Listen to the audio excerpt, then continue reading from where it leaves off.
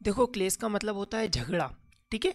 किसी विषय पर किसी से झगड़ा या गंभीरता से असहमत होना ही क्या कहलाता है, क्लेश कहलाता है। अब ये दोनों हस्बैंड वाइफ है, इन दोनों के बीच में क्या हो गया, क्लेश हो गया। क्लेश का मतलब क्या होता है, झगड़ा होता है, ठीक है, झगड़ना होता है, ठीक है। यहाँ पर क्या कर रहे हैं, दोनों झगड़ रहे हैं। तो सिनोनिम्स ऑफ क्लेशिंग क्या हो जाएगा, क्लेश का सिनोनिम्स क्या हो जाता है, आर्गुमेंट करना, ठीक है, बैटल करना यानी कि युद्ध भी होता है, ब्रेवल करना, कॉन्फ्लिक्ट हो जाना, ठीक है, कन्फ्रंटेशन हो जाना, क्रेश हो जाना, डिस्प्यूट होना, इनकाउंटर होना। देखो ये जो सिनोनिम्स है ना बहुत ज़्यादा इंपॉर्टेंट है, ये कहीं ना कहीं आप लोगों को देखने को मिल जाते हैं, इन्हें प्लीज़ आप ध्यान से देखिएगा, ठीक है।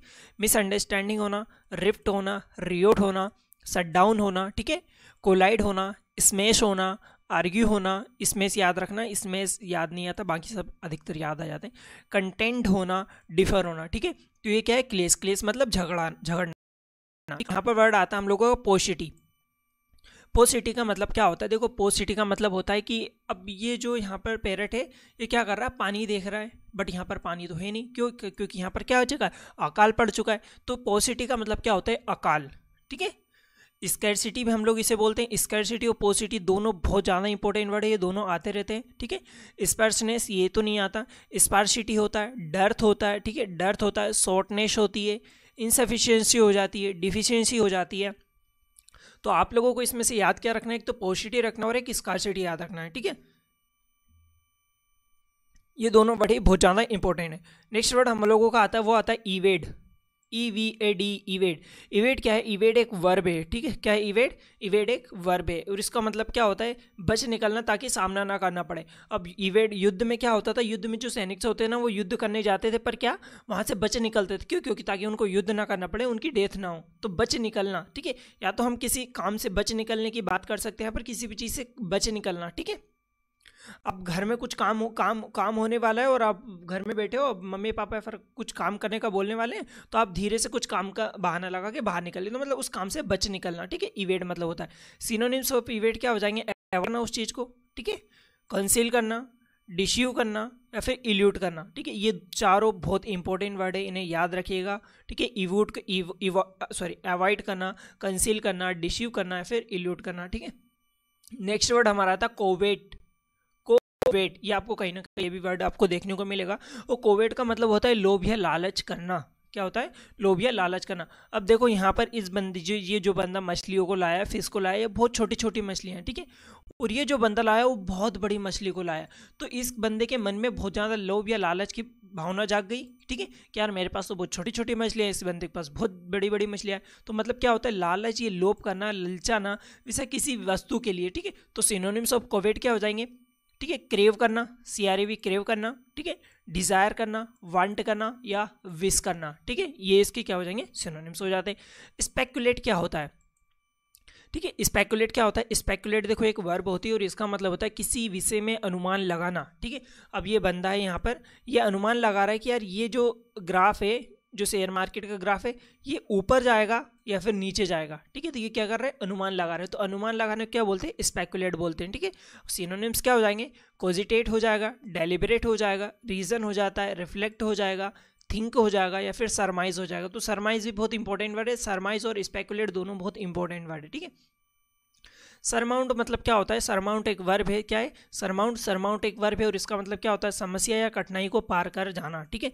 अब देखो ये ब्रिज था और ये ब्रिज अचानक टूट गया, ये बंदा यहाँ से यहाँ तक क्या कर रहा, छलांग लगाई इसने, तो ये पार कर गया। इस जो कठिनाई थी ना ये वाली, इसको ये पार कर गया। अब ये हील थी, ये बहुत ऊपर हील थी, पर ये बंदा यहाँ पर चढ़ चुका है, अपने सर को अपने माउंट पर रख लिया है, ठीक है, यानी कि पहाड़ पर अपने सर को रख लिया, मतलब सर माउंट, यानी कि जो भी कठिनाई है ना उसको पार कर चुका है। तो सिनोनिम्स क्या हो जाएंगे, कॉन्क्योर हो जाएगा, गेट ओवर हो जाता है, मास्टर हो जाता है, ओवरकम हो जाता है या फिर सबड्यू हो जाता है, ठीक है।